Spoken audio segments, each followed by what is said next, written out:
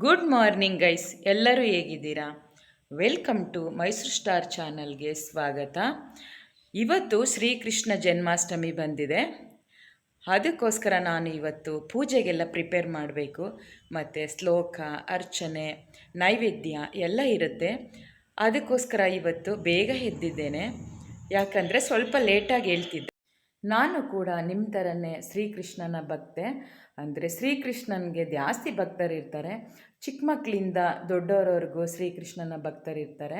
ಯಾಕೆ ಅಂತ ಹೇಳಿದ್ರೆ, ಶ್ರೀಕೃಷ್ಣನ ಲೀಲೆ ಅವನು ಚಿಕ್ಕದ್ರಿಂದ ಹೇಗೆ ಆಡಿರ್ತಾರೆ ಶ್ರೀಕೃಷ್ಣ, ಅದನ್ನೆಲ್ಲ ನೋಡಿ ಮಕ್ಕಳು ಕೂಡ ಇಷ್ಟಪಡ್ತಾರೆ, ದೊಡ್ಡವರು ಕೂಡ ಇಷ್ಟಪಡ್ತಾರೆ. ನಾನು ಇವಾಗ ಪ್ರಿಪೇರ್ ಮಾಡ್ಕೋಬೇಕು ಶ್ರೀಕೃಷ್ಣನ ಪೂಜೆಗೆ. ಹೇಗೆ ಮಾಡ್ತೀನಿ, ಮನೆಯಲ್ಲೆಲ್ಲ ಪೂಜೆ ಮುಗಿಸಿ ದೇವಸ್ಥಾನಕ್ಕೂ ಕೂಡ ಹೋಗಿ ನಮಸ್ಕಾರ ಮಾಡಿ ಪ್ರಸಾದ ತೊಗೊಂಡು ಬರ್ತೀನಿ. ಏನಕ್ಕೆ ಅಂತಂದರೆ, ನಾನು ಇಷ್ಟವಾದ ಫೇವ್ರೇಟ್ ದೇವರು ಅಂತ ಹೇಳಿದ್ರೆ ಶ್ರೀಕೃಷ್ಣ. ಅದಕ್ಕೋಸ್ಕರ ನನಗೆ ಶ್ರೀಕೃಷ್ಣ ಅಂತಂದರೆ ತುಂಬಾ ಇಷ್ಟ. ಅದು ನಾನು ಯಾವಾಗಲೂ ಶ್ರೀಕೃಷ್ಣನ ಸ್ಮರಿಸ್ತಾ ಇರ್ತೀನಿ. ಮತ್ತು ಪೂಜೆಗಳು ಕೂಡ ಹಾಗೆ ಮಾಡ್ತಾ ಇರ್ತೇನೆ. ನನ್ನ ಸ್ಟೇಟಸಲ್ಲೂ ಕೂಡ ಯಾವಾಗಲೂ ಶ್ರೀಕೃಷ್ಣ ವಿಡಿಯೋಸ್ ಇರುತ್ತೆ, ಇಲ್ಲ ಫೋಟೋಸ್ ಇರುತ್ತೆ. ನಾನು ತುಂಬಾ ಅಚ್ಚುಮೆಚ್ಚಿನ ದೇವರು ಅಂತ ಹೇಳಿದ್ರೆ ಶ್ರೀಕೃಷ್ಣ ಪರಮಾತ್ಮ. ಅದಕ್ಕೆ ಇವಾಗ ಹೇಗೆ ಪ್ರಿಪೇರ್ ಮಾಡ್ತೀನಿ ಅಂತ ನೋಡ್ಕೊಂಡು ಬರೋಣ ಬನ್ನಿ. ಮನೇನ ಸ್ವಚ್ಛಗೊಳಿಸಿ ಶುದ್ಧವಾಗಿ ಇಟ್ಕೋಬೇಕು. ಯಾಕಂದರೆ ಇವತ್ತು ಶ್ರೀಕೃಷ್ಣ ಜನ್ಮಾಷ್ಟಮಿ ಅಲ್ವಾ, ಎಲ್ಲ ಗುಡಿಸಿ ಒರೆಸಿ ಎಲ್ಲ ಕ್ಲೀನ್ ಮಾಡಾಗಿದೆ. ಇವಾಗ ದೇವ್ರ ಮನೆ ಹತ್ರ ಬಂದೆ, ರಂಗೋಲಿ ಹಾಕ್ತಾ ಇದ್ದೇನೆ. ಬಣ್ಣ ಬಣ್ಣದ ರಂಗೋಲಿ ಹಾಕಬೇಕು. ನಮ್ಮ ಶ್ರೀಕೃಷ್ಣನ ಜನ್ಮಾಷ್ಟಮಿ ದಿನ ನಾನು ಮಾಡ್ತಾ ಇದ್ದೇನೆ ನೋಡಿ.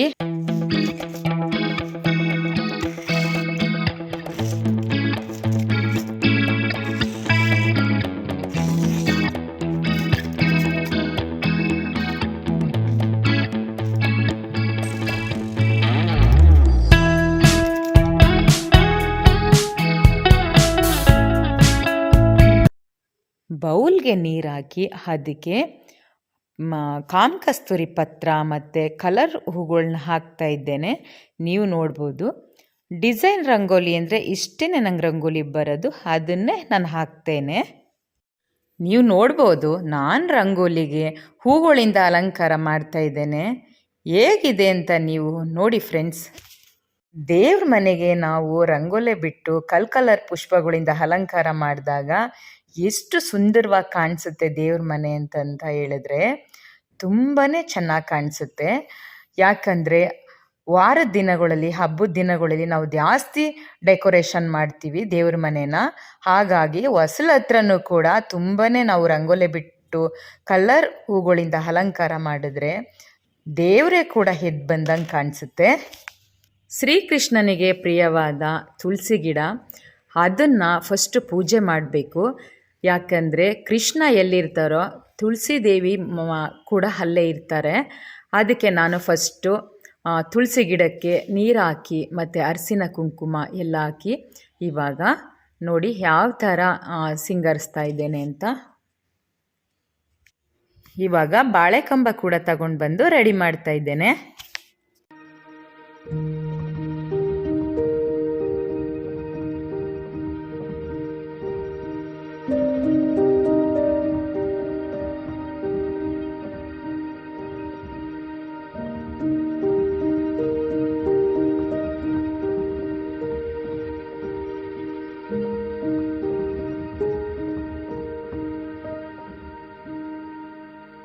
ಶ್ರೀಕೃಷ್ಣನ ಪುಟ್ಟ ವಿಗ್ರಹ ತಗೊಂಡು ಈಗ ಅಭಿಷೇಕಕ್ಕೆ ರೆಡಿ ಮಾಡ್ಕೋತಾ ಇದ್ದೇನೆ.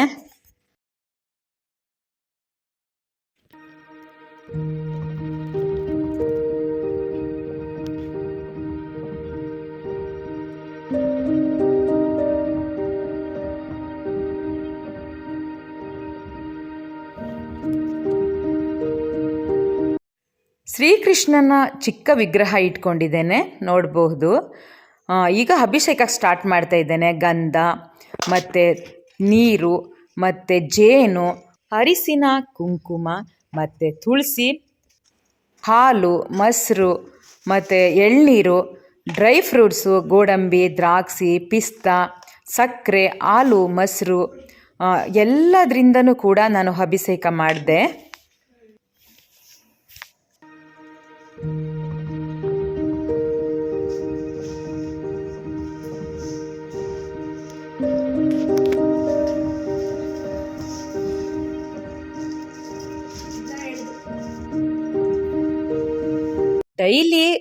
ಹಾಲಿನ ಕೆನೆಗಳ್ನ ಇಟ್ಕೊಂಡು ಸ್ಟೋರ್ ಮಾಡಿಟ್ಟಿದ್ದೆ. ಇವಾಗ ನನಗೆ ಗೊತ್ತಿತ್ತು ಶ್ರೀಕೃಷ್ಣ ಜನ್ಮಾಷ್ಟಮಿ ಬರುತ್ತೆ, ಆವಾಗ ನಾನು ಬೆಣ್ಣೆ ಮಾಡಿಡಬೇಕು ಅಂತ. ಇವಾಗ ನಮ್ಮನೆ ಕೆನೆನೇ ತೊಗೊಂಡು ನಾನು ಬೆಣ್ಣೆ ಮಾಡ್ತಾ ಇದ್ದೇನೆ. ನೀವು ಕೂಡ ನೋಡಿ ಹೇಗೆ ಮಾಡ್ತಾ ಇದ್ದೇನೆ ಅಂತ. ನಾನು ಶ್ರೀಕೃಷ್ಣನ ಪ್ರಿಯವಾದ ಬೆಣ್ಣೆ ಅಲ್ವಾ, ಅದಕ್ಕೋಸ್ಕರ ನಾನು ಇವಾಗ ಬೆಣ್ಣೆ ಕೂಡ ಇಡ್ತಾ ಇದ್ದೇನೆ. ಡೈರಿ ಹಾಲು ತೊಗೊಂಡು ಕೆನೆ ಹೇಗೆ ಮಾಡೋದು ಮತ್ತು ಬೆಣ್ಣೆ ಹೇಗೆ ಮಾಡ್ಕೊಳ್ಳೋದು ಅಂತ ಅನ್ನೋದನ್ನ ನಾನು ಮೊದಲೇ ವಿಡಿಯೋ ಮಾಡಿ ಹಾಕಿದ್ದೇನೆ ಯೂಟ್ಯೂಬ್ಗೆ.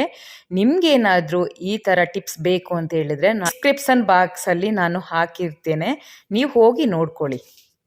ದೇವ್ರ ಮನೆ ಶ್ರೀಕೃಷ್ಣನ ಚಿಕ್ಕ ಫೋಟೋ ಮತ್ತು ವೆಂಕಟರಮಣ ಮತ್ತು ಲಕ್ಷ್ಮೀ ಪದ್ಮಾವತಿ ಚಿಕ್ಕ ಚಿಕ್ಕ ವಿಗ್ರಹಗಳಿಗೆಲ್ಲ ನಾನು ಹೂವಿನಿಂದ ಅಲಂಕಾರ ಮಾಡ್ತಾ ಇದ್ದೇನೆ.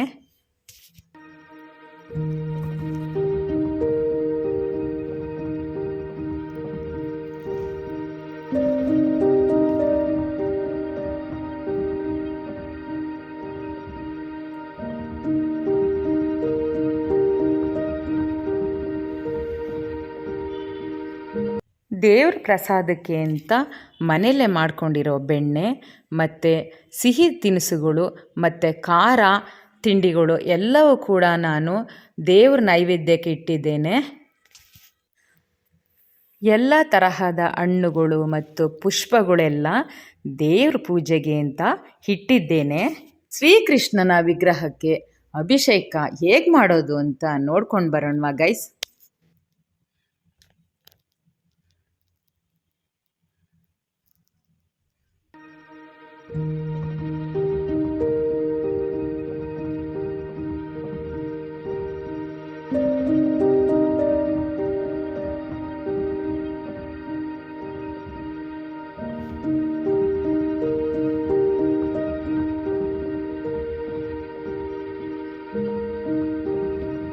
ಶ್ರೀಕೃಷ್ಣನ ವಿಗ್ರಹಕ್ಕೆ ಅಭಿಷೇಕ ಹೇಗೆ ಮಾಡೋದು ಅಂತ ನೋಡ್ಕೊಂಡು ಬರೋಣವಾ ಗೈಸ್.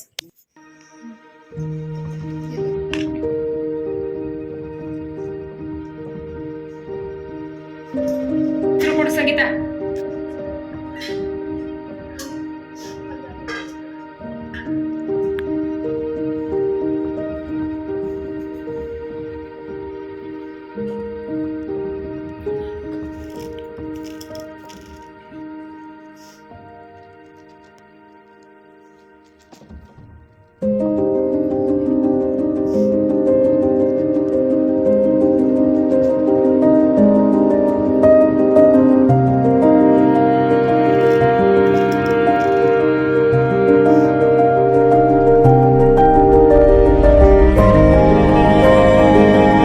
ಅಂಬೆಗಾಲ್ ಕೃಷ್ಣನು ಕೂಡ ನಾನು ರೆಡಿ ಮಾಡ್ತಾ ಇದ್ದೇನೆ.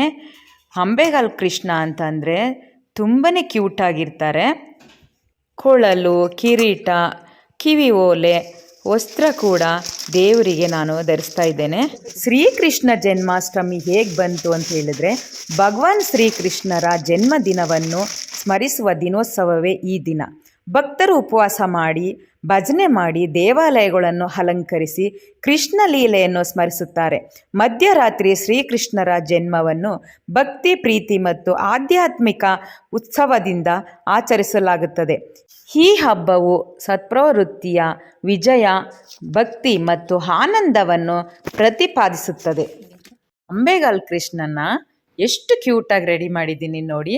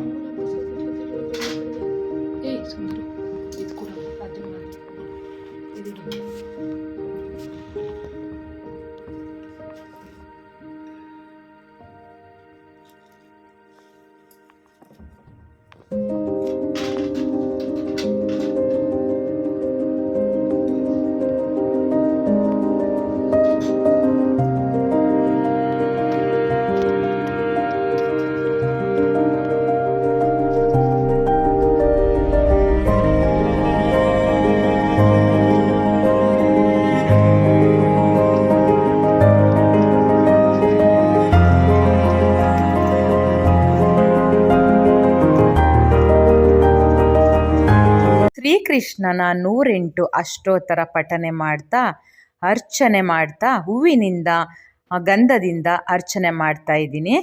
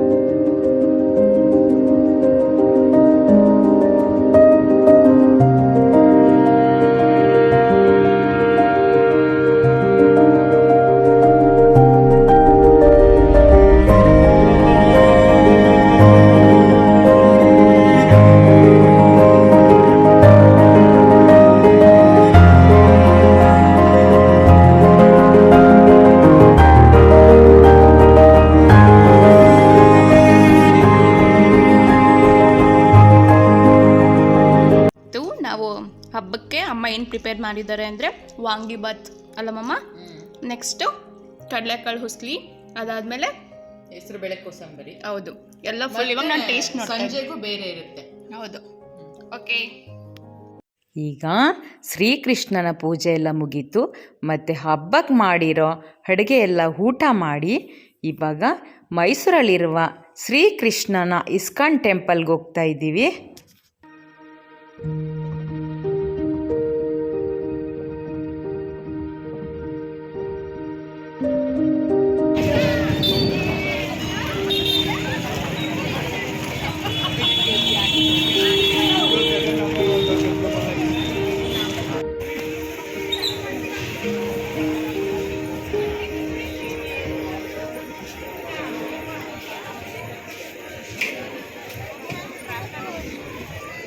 ಟೆಂಪಲಲ್ಲಿ ಸಾವಿರಾರು ಜನ ಭಕ್ತರು ನೆರೆದಿದ್ರು.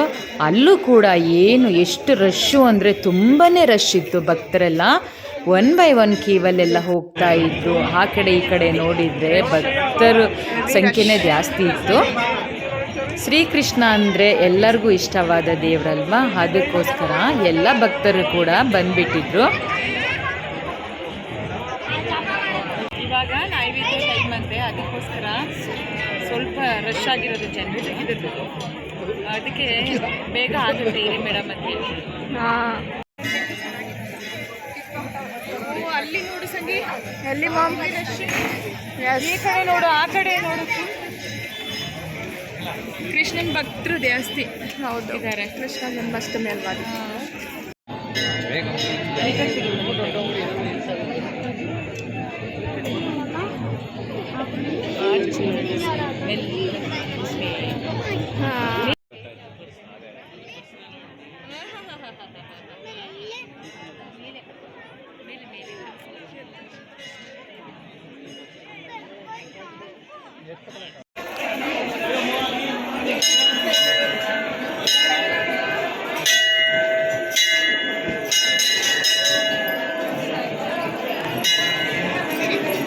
ಶ್ರೀಕೃಷ್ಣನ ದರ್ಶನ ತುಂಬಾ ಚೆನ್ನಾಗಾಯಿತು. ಯಾಕಂದರೆ ಭಕ್ತಾದಿಗಳು ಸಾವಿರಾರು ಜನ ರಶ್ ಇದ್ರಲ್ಲ, ಅದಕ್ಕೋಸ್ಕರ ಫೋಟೋಸ್ ವೀಡಿಯೋಸ್ ಹಲೋ ಮಾಡಲೇ ಇಲ್ಲ ಅವರು.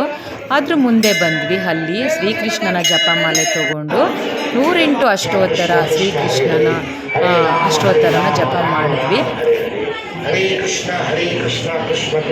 ಶ್ರೀಕೃಷ್ಣನ ಟೆಂಪಲ್ನ ಈ ಥರ ಮಾಡ್ತಾರಂತೆ, ತುಂಬಾ ಚೆನ್ನಾಗಿ ಮಾಡಿದ್ದಾರೆ ನೋಡಿ. ನಾವು ಕೂಡ ಬಂದು ಇಲ್ಲಿ ವಿಡಿಯೋಸ್ ತಗೊಂಡ್ವಿ. ಹೊಸ್ದಾಗಿ ನಿರ್ಮಾಣ ಮಾಡ್ತಾ ಇರೋ ಟೆಂಪಲ್ ಇದು.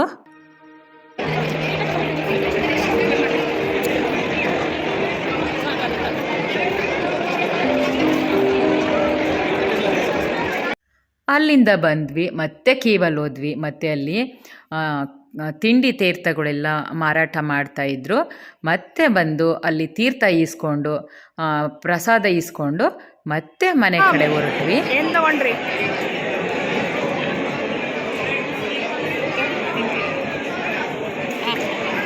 ನೋಡಿ ಗಾಯ್ಸ್, ನಮ್ಮ ಚೆನ್ನಾಗಿದೆ. ಇದಾಗಿತ್ತು ಫ್ರೆಂಡ್ಸ್ ಇವತ್ತಿನ ಲಾಗ್. ಮನೇಲೂ ಕೂಡ ದೇವಸ್ಥಾನ 2 ಕಡೆ ಪೂಜೆ, ಇವತ್ತು ಪ್ರಸಾದ. ನಾನು ಎಲ್ಲೋ ಕಳೆದೋಗ್ಬಿಟ್ಟಿದ್ದೆ ಶ್ರೀಕೃಷ್ಣನ ನೋಡಿ. ಲೈಕ್ ಮಾಡಿ, ಶೇರ್ ಮಾಡಿ, ಕಮೆಂಟ್ ಮಾಡಿ. ಈ ವಿಡಿಯೋ ಇಷ್ಟ ಆದಲ್ಲಿ ಸಬ್ಸ್ಕ್ರೈಬ್ ಮಾಡಿ ಫ್ರೆಂಡ್. Thank you.